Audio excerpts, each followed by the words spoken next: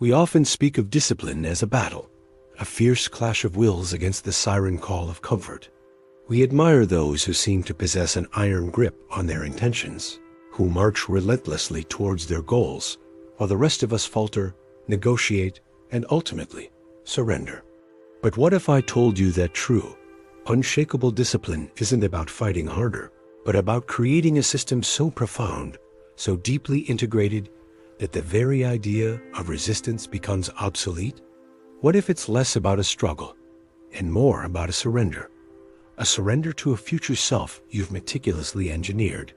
Today, we journey into the heart of this enigma, exploring a radical path to consistency, a system so potent that it promises to transform your wavering intentions into an unstoppable force.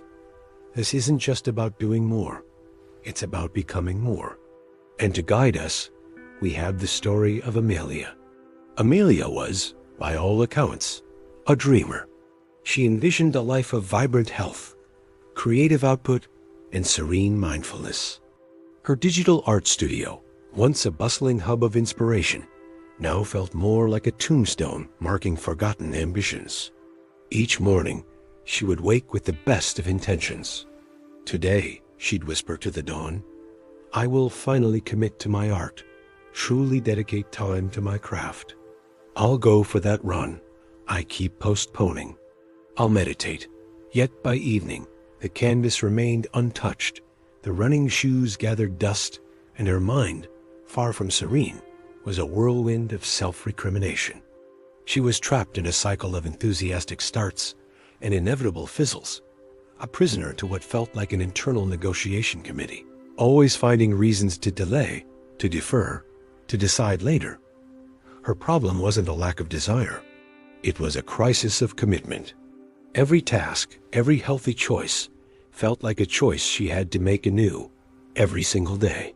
And each day, her current self, tired and tempted, would outmaneuver her aspirational self. She yearned for the kind of automatic consistency she saw in others, that almost effortless dedication that seemed to flow from them like a natural spring.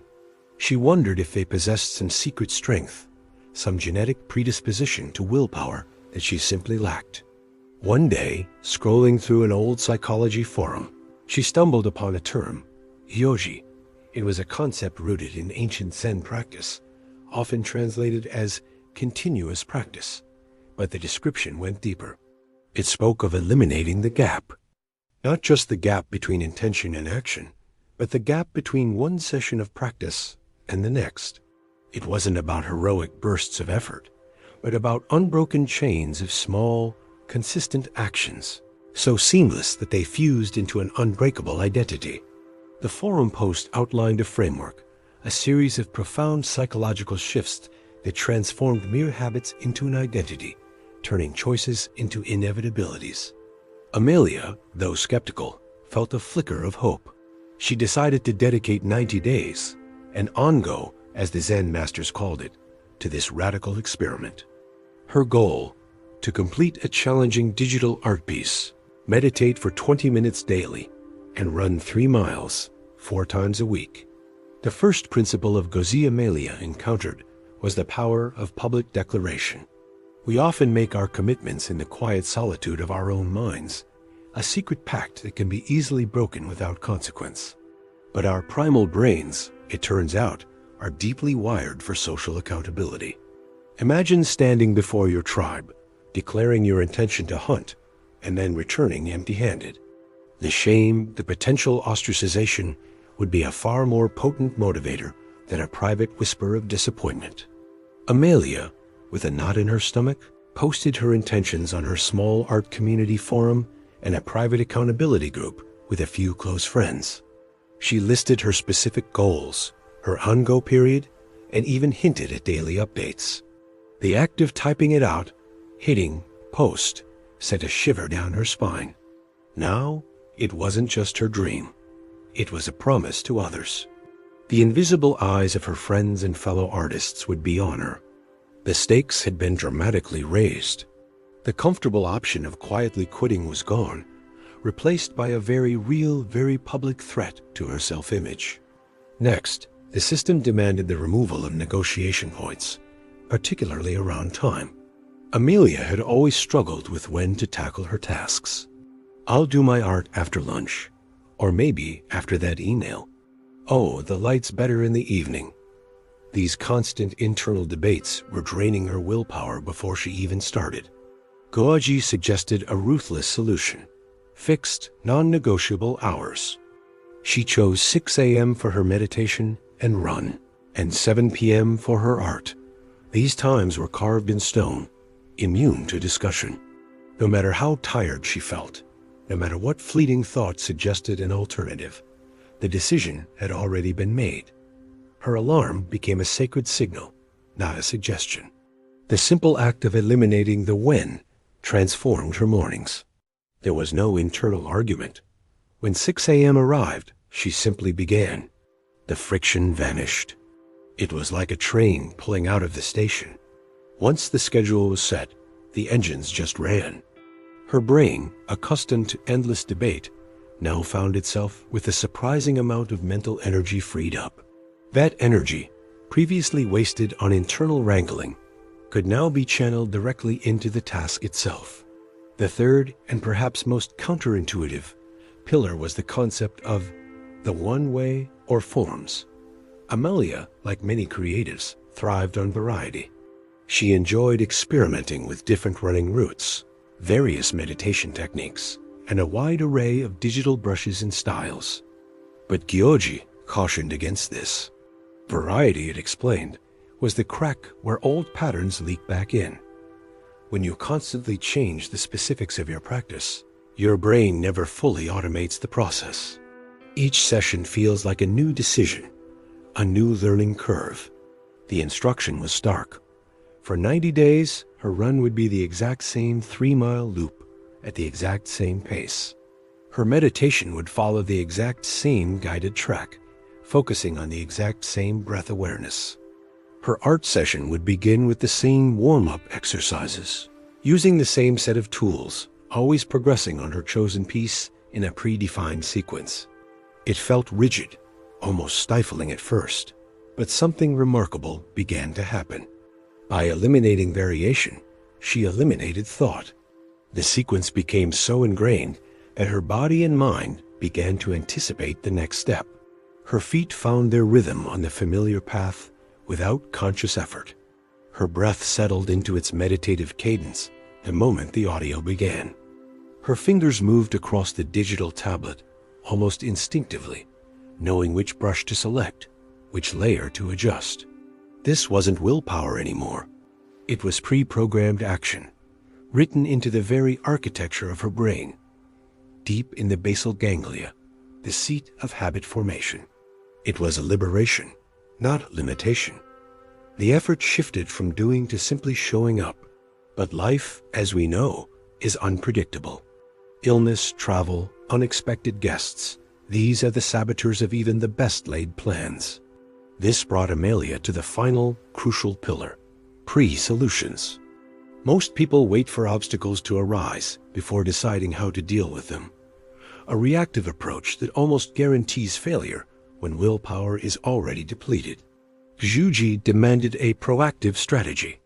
Amelia created a battle plan for every conceivable disruption. "If I feel a cold coming on," she wrote, "I will still put on my running clothes and walk the first 10 minutes of my route, then return. I will not skip the meditation, even if it's only for 5 minutes. If I travel," she continued, "I will pack my running gear and research local routes beforehand. I will find a quiet corner for meditation, even if it's in the airport lounge. If unexpected guests arrive during my art time, I will politely excuse myself for 20 minutes to complete a critical section, explaining my commitment, and then rejoin them." These pre-solutions weren't about maintaining perfection. They were about eliminating the zero. The core principle was that a trickle of practice, however small, was infinitely better than a complete stop. A single push-up was better than skipping the gym entirely, because it preserved the chain. It told her brain, we still do this. This is who we are. The momentum was never truly broken. As the days turned into weeks, Amelia noticed profound changes. The internal negotiator had been fired. The arguments had ceased. Her morning routine wasn't a choice. It was simply what she did. The guilt and anxiety that once plagued her were replaced by a quiet sense of accomplishment. She finished her runs.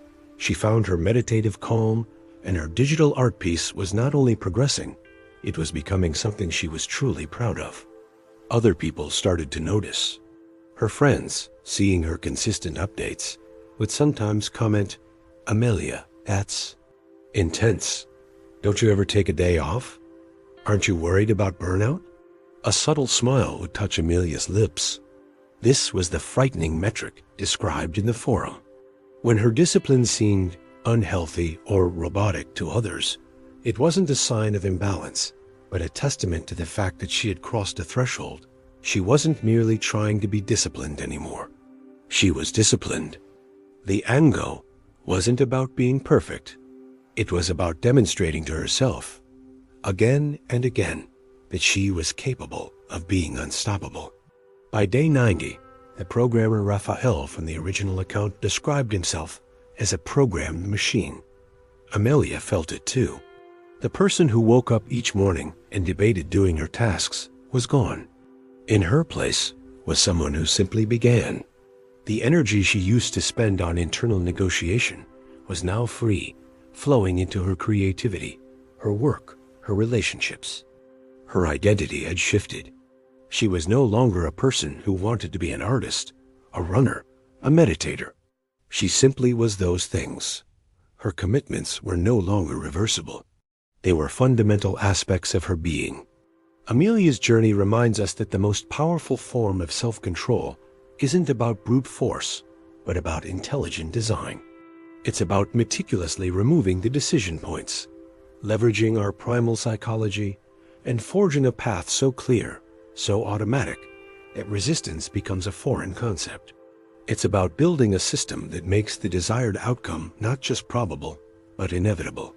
Imagine the freedom that comes from being unburdened by daily internal battles.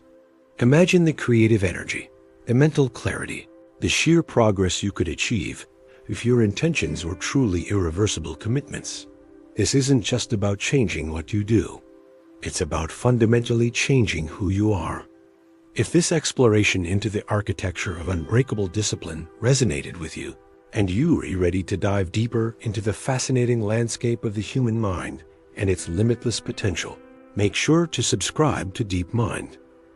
Join our community as we continue to uncover the profound strategies that empower us to live lives of purpose, power, and unwavering commitment.